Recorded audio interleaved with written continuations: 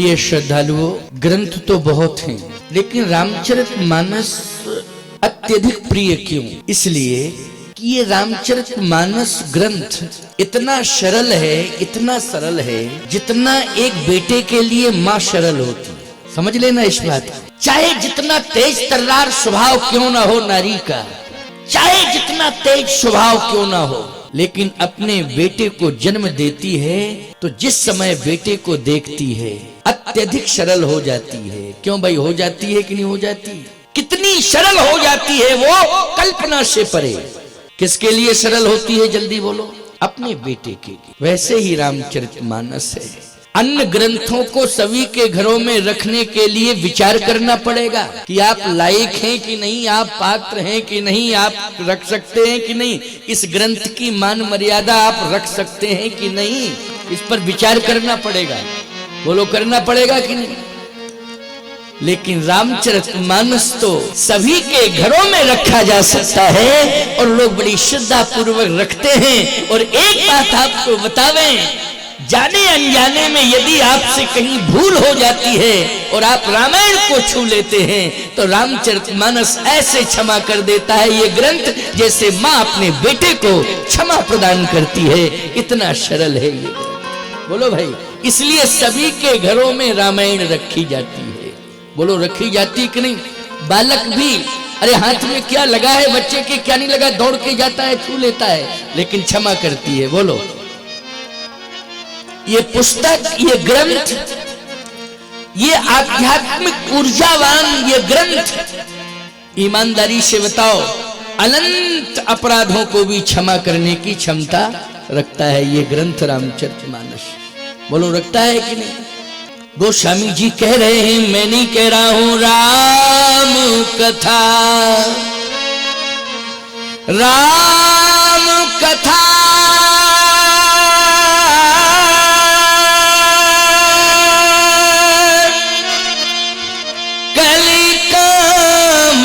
गाई,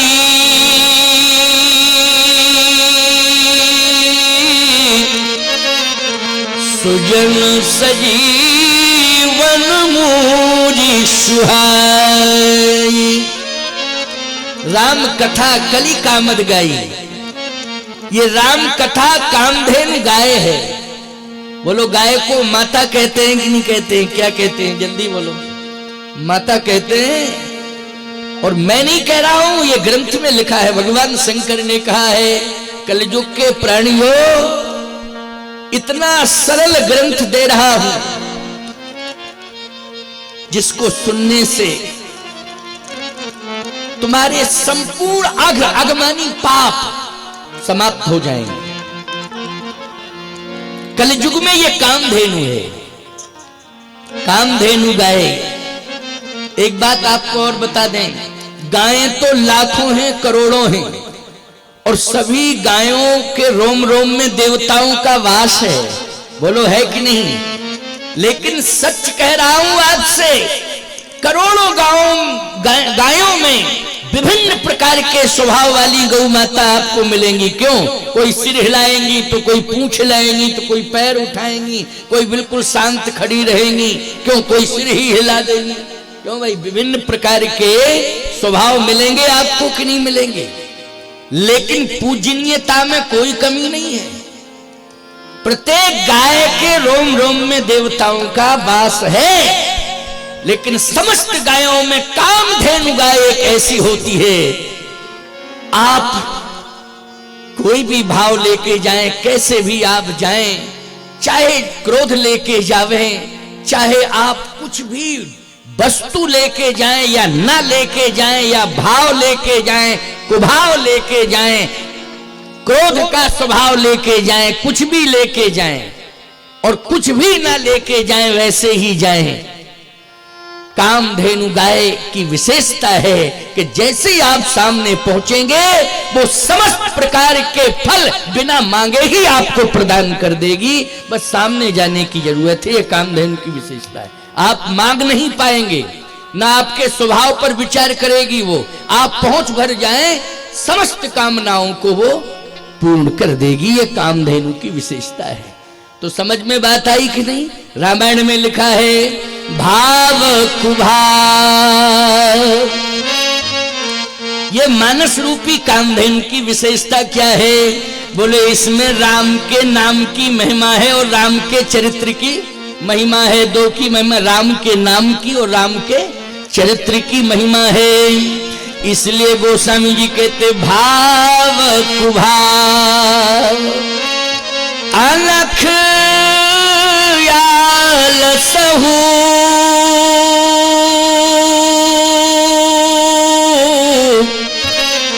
नाम जपत मंगल दिशि दसहु। भाव से, कुभाव से, अनख से, आलस से, मैंने यही बताया ना, कामधेनु गाय के सामने आप भाव, कुभाव, अनख, आलस कुछ भी लेकर जाएं, मांग नहीं पाएंगे, आपकी हर मनोकामना को वो पूर्ण कर देगी। ये ऐसे ही रामचरितमानस है। भाव कुभाव अनख आलसहु नाम जपत मंगल दिश दसहु।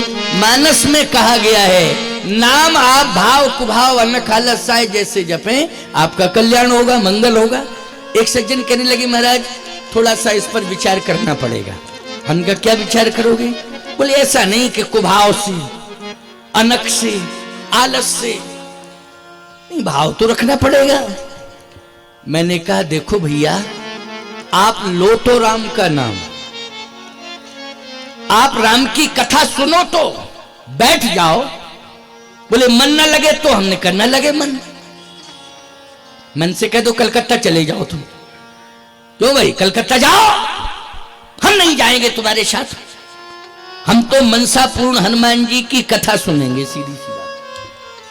तुम्हें कलकत्ता जाना हो जाओ, अब मन चला जाए।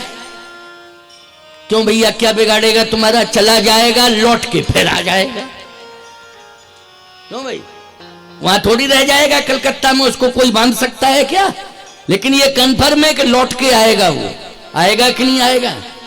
शरीर को तुम स्थिर रखो, ये मत सोचो कि मन लग रहा है कि नहीं लग रहा है, मन हमारा कहीं जा रहा है, नहीं, बैठ जाइए बस। क्या होगा बैठने से? सन्मुख होए जीव मोहे जनवही तो जन्म कोटि अघना सही तवही। सन्मुख हो जाओ बस, जन्म कोटि अघना सही तवही। जन्म जन्मांतरों के अघमानी पाप नष्ट हो जाते हैं। इसलिए आप सब सम्मुख बैठें, परिवार के सहित आए। और ऐसा दिव्य ग्रंथ है ये, हनुमान जी को सबसे ज्यादा प्रिय है रामचरितमानस। वाल्मीकि रामायण अर्थात वाल्मीकि का ही हिंदी अनुवाद रामचरितमानस है। वाल्मीकि तुलसी भये, वाल्मीकि जी महाराज ही तुलसी हुए हैं, कोई अलग नहीं है। इसलिए सबसे प्रिय ग्रंथ है रामचरितमानस।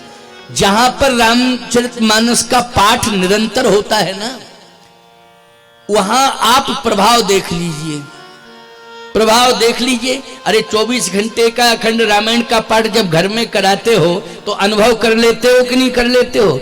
अनुभव कर लेते हो प्यारे। कितना बड़ा अनुभव होता है और कितनी फायदा होता है, कितने प्रकार के कष्ट दूर होते हैं, कितने प्रकार के विघ्न दूर होते हैं, आप स्वयं अनुभव करते होगे।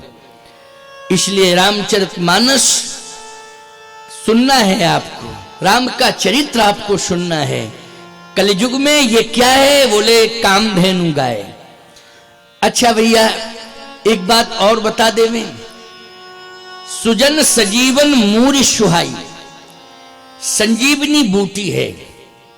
संजीवनी बूटी की क्या विशेषता होती है?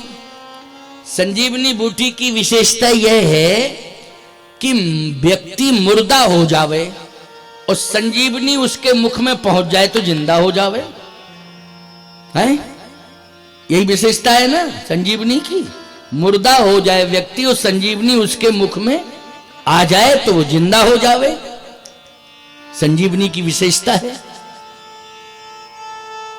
रामचरितमानस में एक प्रमाण मिलता है कि हनुमान जी संजीवनी बूटी लेने गए तो सुखैन वैद्य ने एक शर्त रख दी थी।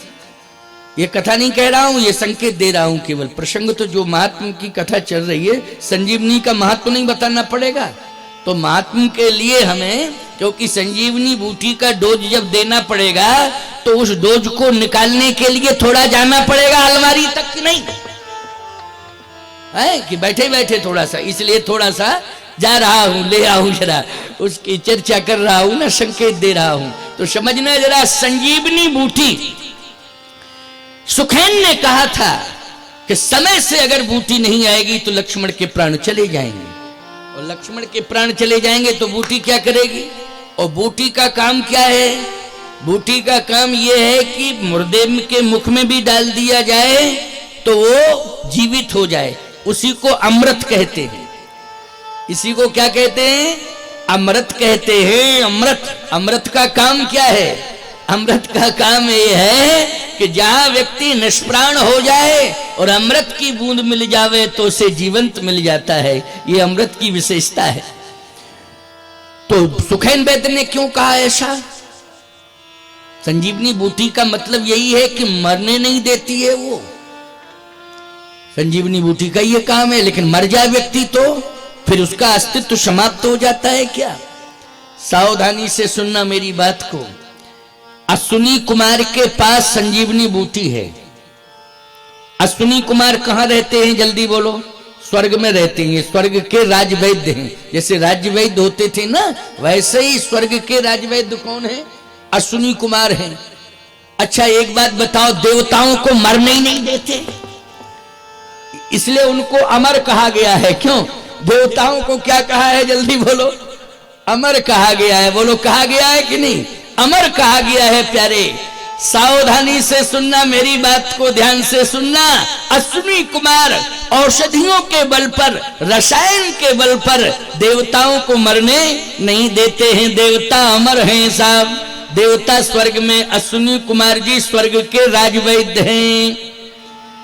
मैं एक प्रबल दावेदारी के साथ बात कह रहा हूं। आप सबको इस घोर कलिकाल में ऐसे वैद्य मिले हैं, ऐसे वैद्य मिले हैं कि अश्विनी कुमार भी उनके सामने हाथ फैला करके औषधियां मांगते हैं। आप कहो महाराज वो कौन है? ऐसे अजर अमर गुरु निधि सुत हो पूर्ण हनुमान जी महाराज हैं। बोलो, देवताओं के लिए दुर्लभ है लेकिन तुम्हारे लिए सुलभ है। बोलो, है कि नहीं? देवताओं के लिए दुर्लभ है और तुम्हारे लिए सुलभ है। मैं एक बात कहता हूं, ये देवता मरते नहीं है लेकिन तरते भी नहीं है। सही बात, प्लस माइनस बराबर। क्यों भाई? बोलो, है कि नहीं? ये देवता मरते नहीं है लेकिन तरते भी नहीं है। लेकिन हनुमान जी के पास ऐसा रसायन है। कौन सा रसायन है? हनुमान जी स्वयं कहते हैं, राम रसायन तुमरे पासा सदा रहो रघुपति के दासा। बोले, राम रसायन तुमरे पासा। तुलसीदास जी ने कहा राम रसायन है आपके पास। हनुमान जी ने कहा वही राम रसायन रामचरितमानस है कलयुग में, तुम पीते रहना प्यारे। गारंटी के साथ कह रहा हूं, देवता अमर हैं, मरते नहीं हैं लेकिन तरते नहीं हैं। लेकिन गारंटी के साथ कह रहा हूं, तुम भले ही मर जाओगे लेकिन तर जाओगे, ये गारंटी है, तर जाओगे। और देवताओं का प्रमोशन नहीं होता, ये वैकुंठ नहीं जाते, जब आते तब मृत्युलोक में आते। डिमोशन। अभी देखो देवताओं को बुलाया कि नहीं बुलाया? अभी आह्वान किया, उतार दिया धरती पे कि नहीं उतारा? बोलो जल्दी बोलो। धरती पर उतारा कि नहीं उतारा? ईमानदारी से बताओ। स्वर्ग से उतारा तो धरती पे उतार दिया। बोलो, उतरे कि नहीं उतरे? लेकिन वैकुंठ में नहीं गए, चढ़ नहीं सकते ये।